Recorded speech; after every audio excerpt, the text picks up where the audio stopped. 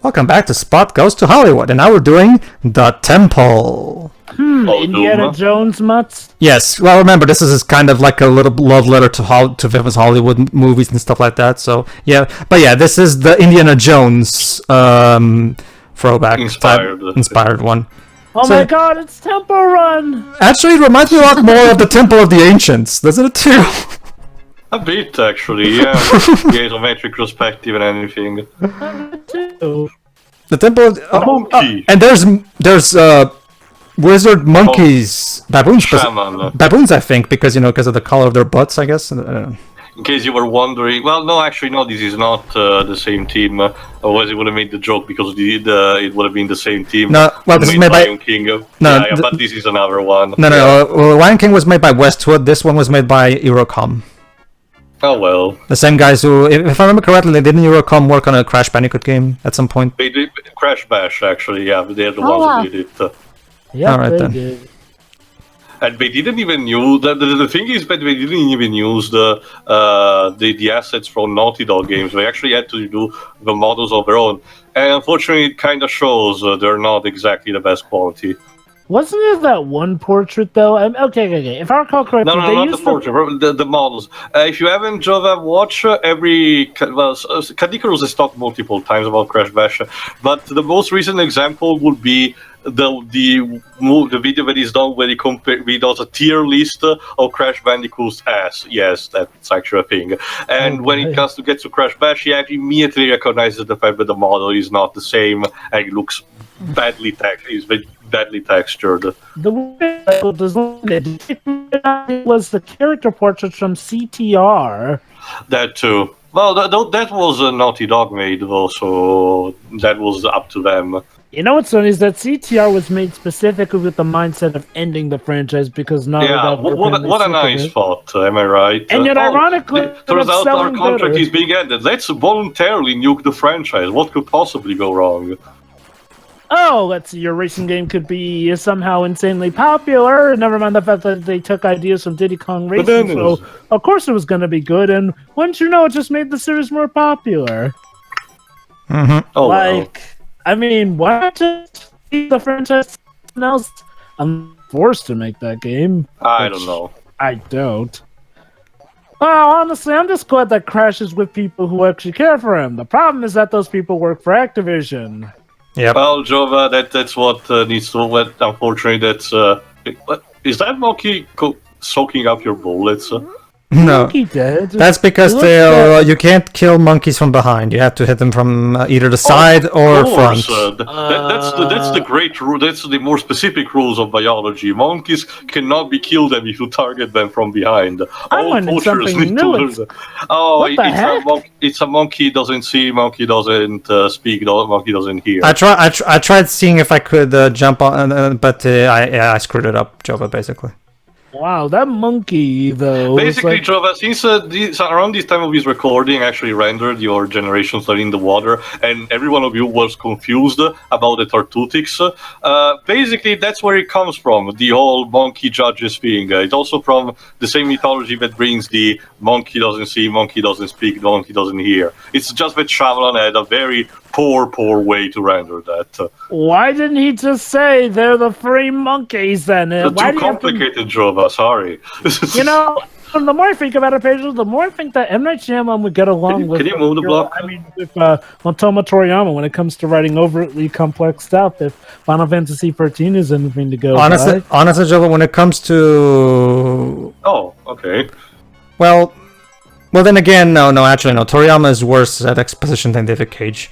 Also, I would argue that the Shyamalan compared to the other two, at least as far as I recall, doesn't really have sexual perversion. At least from what I remember. I may be completely wrong. No. Shyamalan's problem is just lack of talent. Well, hold on. Well, actually, I kid. It's not so much that he doesn't have talent. It's more so that he needs someone to keep him on a leash. That's the problem. Like he has, he doesn't. It's kind of similar to Makoto Shinkai, even though Makoto Shinkai fortunately manages to, at the very least, for the most part, keep himself level-headed. For the most part, he still has stuff like Garden of Words. But yeah, no. The power of Shyamalan is that he needs someone to keep him grounded, like someone to tell him no once in a while. You know, that's his problem. Same thing with Makoto Shinkai. Someone clearly should have told Shinkai no when he was writing Garden of Words, and yet nobody did. So. Oh, gotta love how the monkey just popped up like a balloon when he died. That's what happens to all enemies. They just explode when they get killed. I forgot. There you go. So how does it work instead with the statues? How do you actually move them? How do you move what? Sorry? The statues. You just push them. Okay, just like that block in Olympus Coliseum in Kingdom Hearts 1. You just push it. That's it. Okay. That's it. There you go.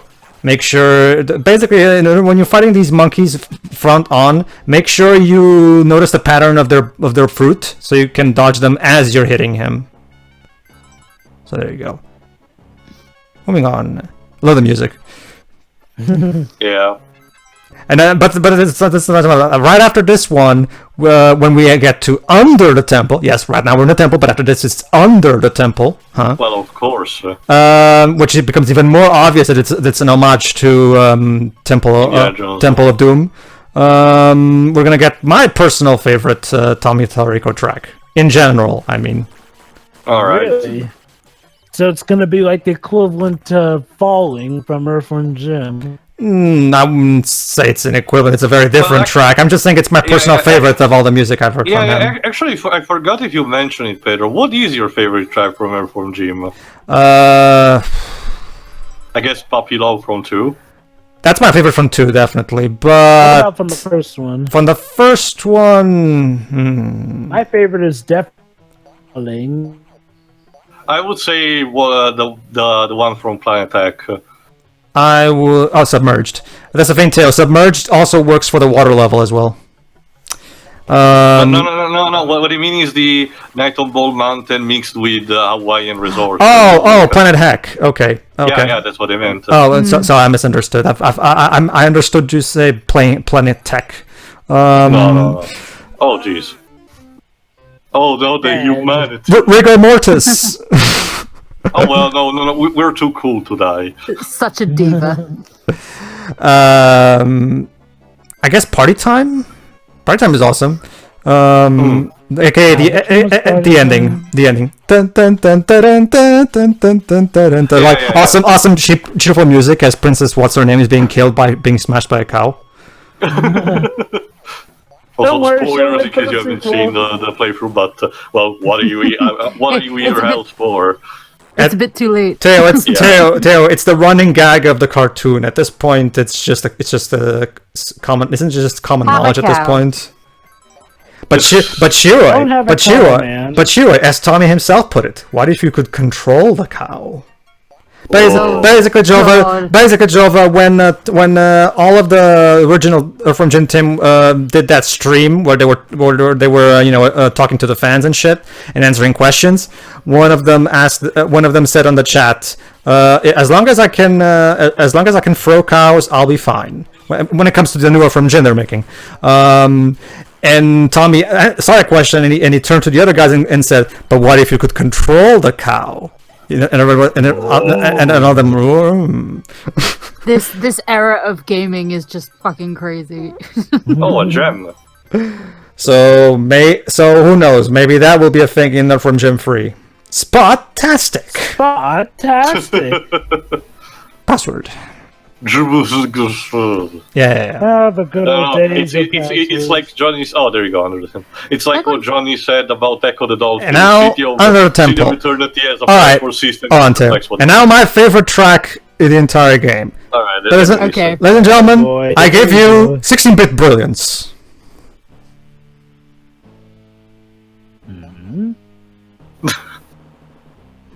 Jesus.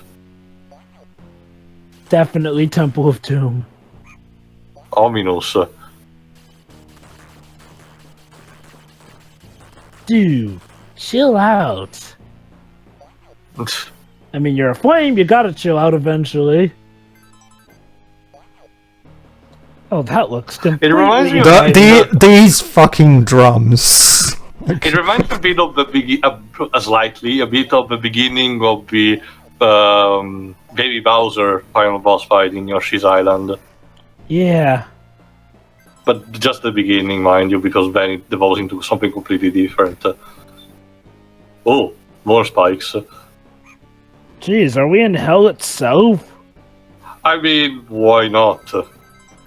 Gotta have a lava level, right, Jova? The temple of the Tugs was suspended on a lava crater. They literally pulled the victims down there. Again, Tommy was better at using the Yamaha sound chip better than even some Sega composers. It's weird. I guess it really requires the talent out of you. Mm-hmm. He probably studied it like a fine art. Well, remember what he said in that interview that we saw, Shiroi, like, back when he decided he was becoming a video game composer and his family was kind of hesitant at the idea, saying, oh, but video game music is just bloops and bloops, because remember, at the time it was. Yeah, it sucks now, but I'm gonna make it something better. So it's cool. And look at him now, famous It's for... like, yeah, it's shit. I'm gonna make it good. Look at him now. He's famous for having an entire concert dedicated to video game music. Mm-hmm. It's still going. Yes. But what he said actually is true. To point that out, something recently, if you play the Smash Ultimate, you may have noticed that one of the tracks that Namco allowed to be remixed is something called the Galaga Medley. Here's the thing, Galaga doesn't have music at all. So they for making the remixes of it, they just basically use the chip tunes of the actual Galaga game, which, to be fair, it's something that Namco actually managed to perfect on its own to use in a personal way the chip tunes for the NES for their games like Pac-Man or Mappy, and actually make a music out of it, which is actually really cool to see. Right? But we come a long way since then. You know what's funny, seeing as how now in Smash we finally actually have Western composers joining the fray. Well, yeah, there was technically also one of the Sonic Mania tracks being available, but that wasn't a remix, it was just a simple one. No more. Well, actually, no, he also serves as the boss. Wait, the devil? Heck? Yes, now we're fighting the devil. Of course. So we are in hell. It's literally the classic Mephistophelian devil. Wow. The Okay, Sinestro then. kind of like mustache and long face. You'd almost think this were a boss fight. It is. It is actually. Huh. I think this is this like the first boss fight we've gotten in this game? Or No, is no, it been remember- a while? There's Jova, a boss every 3 stages. It's a fact. Yeah, The I thing is forgot. that the bosses so far weren't the most memorable. This is the first one that really sticks out. Yeah, I know, Well, right? I mean, like, well, he's the devil. I guess it's like, well, this is the first boss that feels like a boss. Like a boss. And we go, the devil it exploded. explodes. Of course. Wow, Hellspore is now cleared for a new ruler. But we don't get to hear the music more. Oh well. But it's But weird it's though. still fantastic.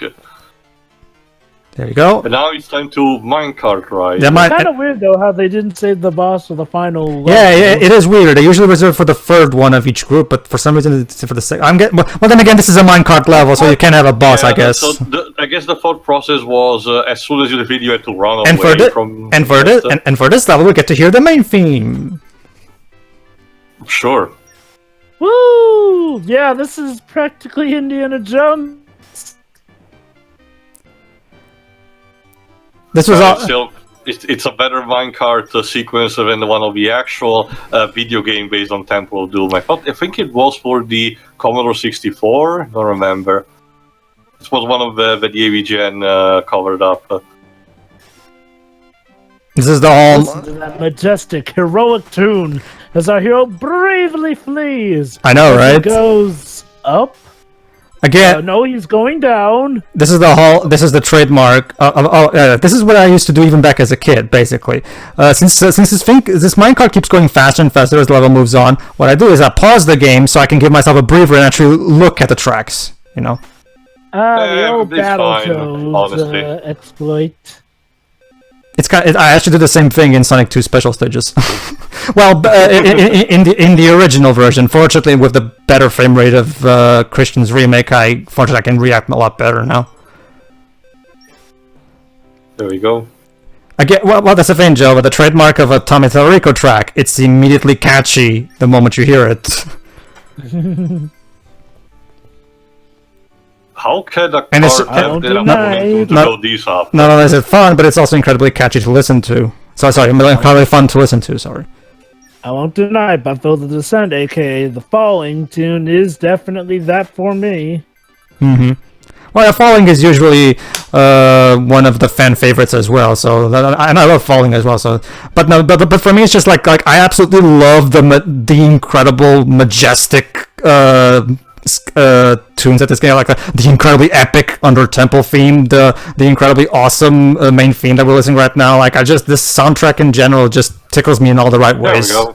It's not the first thing you think of when you think a cool spot with Cool sunglasses. mongols. Yeah, Still, my guess, Jova, Tommy wanted to step it up for the sequel. I guess. Have they used Unspottable yet? No. What about Spotify? No. Alright, so for next we're going to have Post-Nuclear, Space Battle, The Space Station, and Virtual... Yes, we're going to have Virtual Reality. Of course.